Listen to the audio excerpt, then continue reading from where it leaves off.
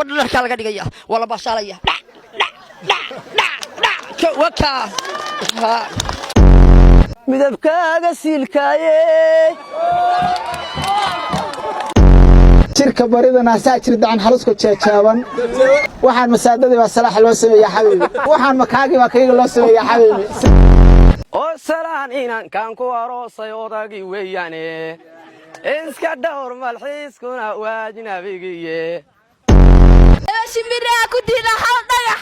warkama gaarada soo salax gabadha markii aad caawa ismeersataan waxa weeye midigta baa ka fariisanaysaa fii badni raaxati gacanta ugu raaxaynaysaa buu yidhi gabadha haddaysan qof hurudda ahayn baa iyaduna waxay bilaabaysaa inay gacanta kugu raaxayso habeenkii markii la gaaro haddii qofta indhaha loo daaro kadib afka mooska loo saaro diinka kor loogu qaado aabbahooya yaaba gabadha waxaa qanciyaa dajarka maahan waa baashaal ogaada inta inamaha hooyooyinku waa yaqaanin dharkaa laga dhigaya waa la baashaalaya ayadoo raalligeeda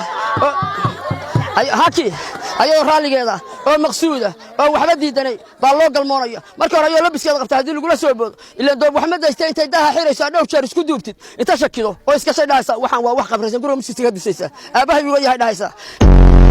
markii la xareeyo gabadha dharka laga dhigaya shawarta shaydaanka la naaraya haddaadan ka naarin waa kaaga hormaraya waa kula galmoonaya